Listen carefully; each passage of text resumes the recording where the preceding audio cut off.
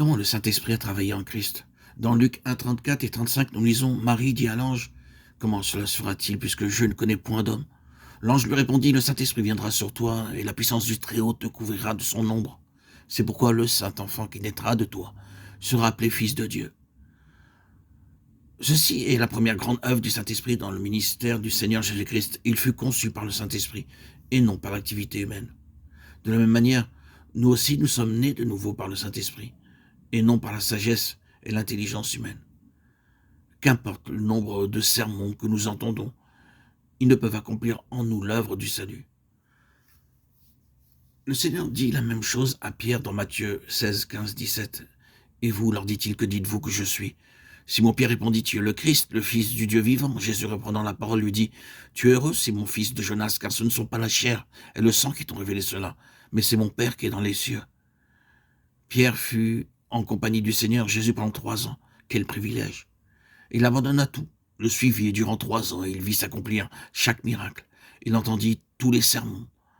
Lorsque Pierre déclara: « Tu es le Christ », le Seigneur dit: « Ne t'imagine pas, Simon, que tu me connais parce que tu es avec moi. Ne t'imagine pas me connaître en voyant mes miracles ou par ton intelligence. Mon Père céleste te l'a révélé. » À moins que le Saint-Esprit ne vienne en nous, personne d'entre nous ne peut connaître le Seigneur Jésus-Christ comme son Sauveur.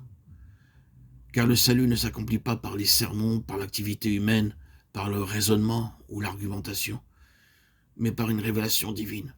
C'est l'œuvre du Saint-Esprit. Et c'est uniquement de cette manière que je réalise qu'il est mort pour moi personnellement.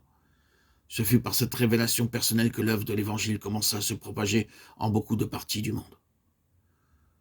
J'ai souvent raconté cette histoire, mais je la redirai de nouveau. En Allemagne, un artiste peignit le portrait d'une jeune fille.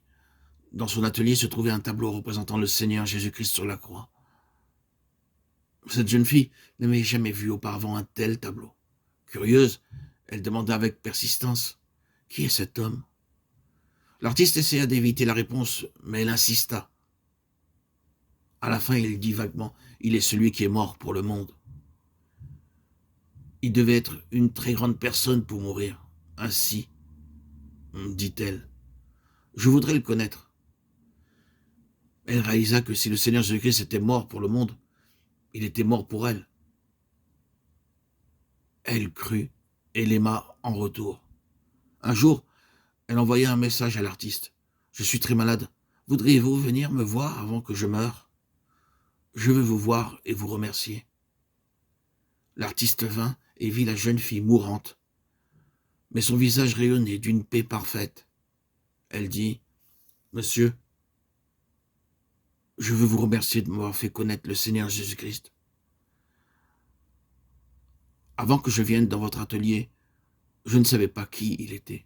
C'est là que j'ai entendu quelque chose le concernant. Maintenant, je sais qu'il est mort pour mes péchés. Je sais qu'il m'a pardonné et je vais à lui. » Avec ces mots, elle ferma paisiblement ses yeux et s'endormit. L'artiste pensa que ceci est étrange. Ce tableau de Christ était accroché dans mon atelier pendant de nombreuses années. Mais je suis le même homme. La connaissance qui l'a transformé ne m'a pas changé. Pendant longtemps, il resta assis, réfléchissant, jusqu'à ce que l'amour de Christ crucifié remplisse son cœur. Il se répandit dans les larmes et crut aussi. Puis il dit: « Maintenant, je peindrai un autre tableau du Seigneur Jésus-Christ sur la croix. » Pendant plusieurs mois, il travailla sur le tableau et après l'avoir achevé, il écrivit en bas: « Voilà ce que j'ai fait pour toi. Et toi, qu'as-tu fait pour moi ?» Plusieurs années après la mort de l'artiste, le tableau fut accroché dans une galerie d'art en Allemagne. Beaucoup venaient le voir et s'en allaient. Mais un homme, le comte Zinzerdorf, vint et ne put pas partir. Il disait toujours à nouveau les mots: « Voilà ce que j'ai fait pour toi. Et toi, qu'as-tu fait pour moi ?» Durant des heures, il resta là jusqu'à l'heure de la fermeture. Pour la première fois de sa vie, il réalisa que Christ était mort pour lui. Aussi, et là, dans la galerie d'art, il s'agenouilla sans se préoccuper de ceux qui le voyaient et se donna lui-même à Christ. Plus tard, il donna toutes ses richesses et ses propriétés pour l'œuvre de l'Évangile. C'est ainsi que l'œuvre de la mission morave commença. Zinzerdorf devint le fondateur de la mission. Ce fut par les Moraves que Wesley naquit de nouveau lors de son voyage en Amérique. Ceci nous prouve que ce n'est pas par le raisonnement, mais par le Saint-Esprit que les yeux de l'Esprit sont ouverts. Vous pouvez discuter avec quelqu'un pendant des années et rien ne se passe. Mais aussitôt que nous prions, quelque chose commence à se former.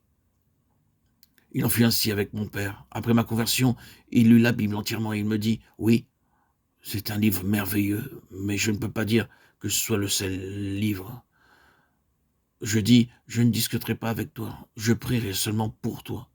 Le jour viendra, j'en suis sûr, le Seigneur te rencontrera, et tu sauras que c'est bien le seul livre. » Il le lut une seconde fois et me dit « Oui, c'est un livre merveilleux, mais je ne peux pas dire que le Seigneur Jésus soit le seul sauveur. » Un jour, nous eûmes une réunion dans ma ville natale. 10 à 15 hindous s'allièrent pour essayer d'interrompre la réunion avec des pierres.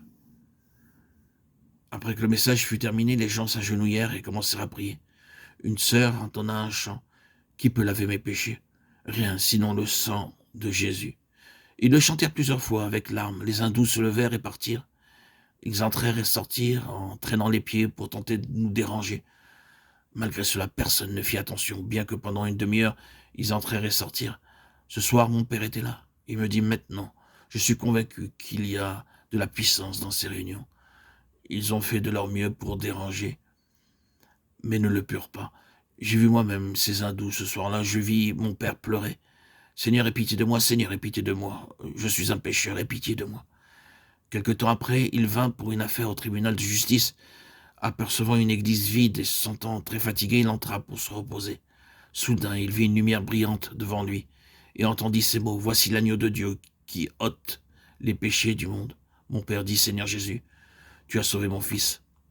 Sauve-moi aussi. » Puis il me dit « Maintenant, je sais que c'est le seul livre. » Il s'humilia et fut baptisé.